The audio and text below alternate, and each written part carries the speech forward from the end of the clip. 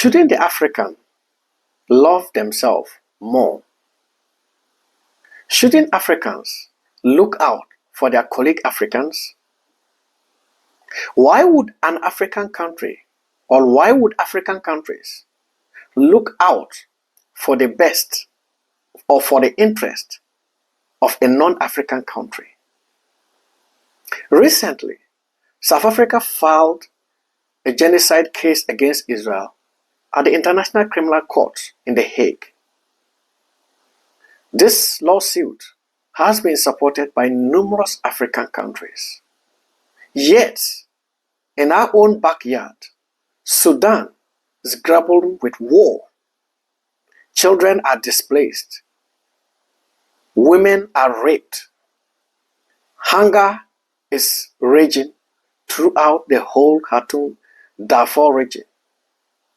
There have been reports of ethnic cleansing among the Masalit tribe of Sudan. Yet, all African governments are quiet. All African leaders are quiet. All African Pan-Africanists are quiet.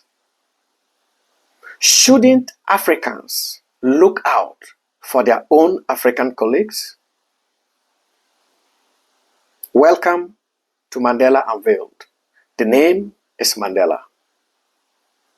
More often than not, the African says, we need non-interference.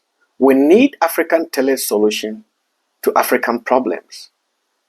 This time around, the Sudanese war has been raging for almost a year now. The world has drawn its attention to Ukraine-Russia war and the conflict between Hamas and Israel. This has given Africa the opportunity to demonstrate to the whole world that they can indeed handle their own affairs. But this time around, yet again, Africa has failed the whole world.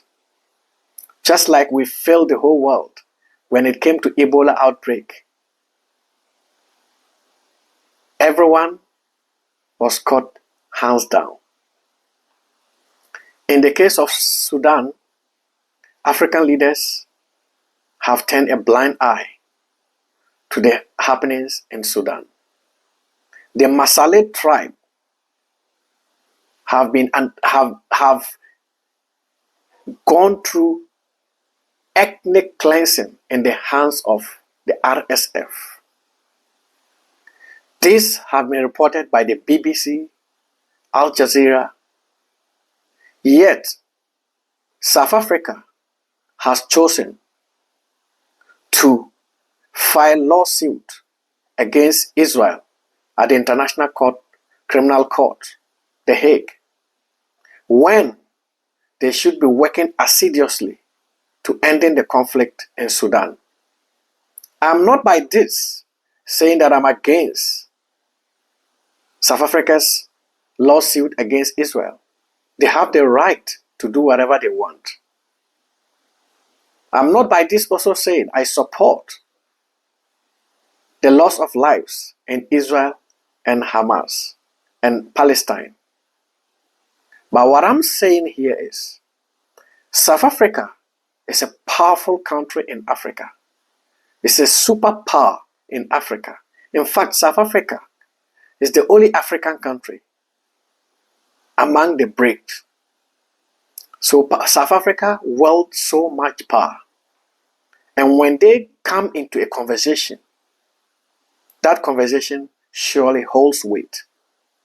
So why would South Africa not investigate or file a lawsuit against the government and the RSF of Sudan for ethnic cleansing on the Masalit tribe?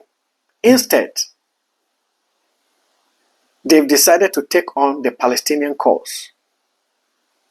Surely, South Africans and the people of Palestine share a history way back, because Palestinians, the late Yasser Arafat, had a very good relationship with Nelson Mandela.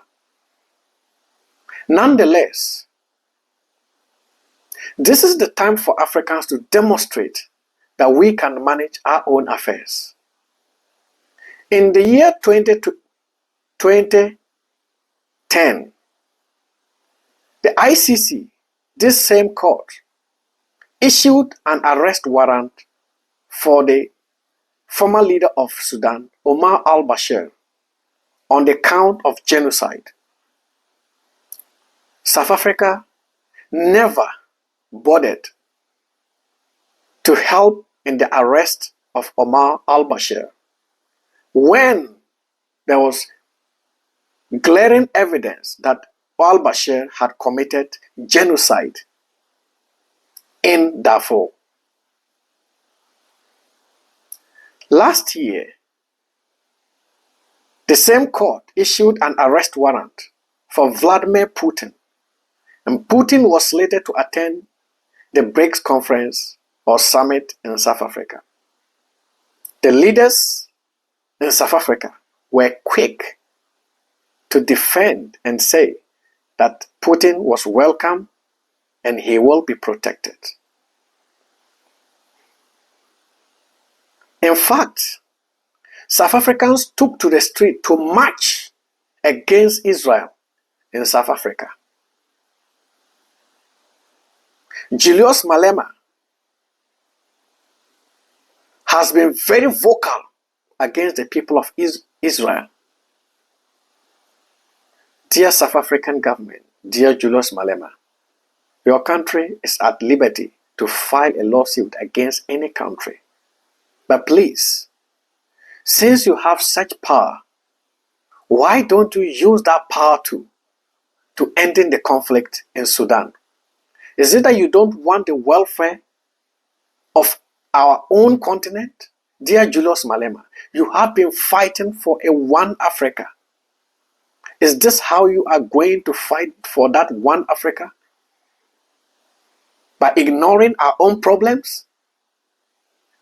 And shame to those other African countries that have jumped to support this when we have our own issues.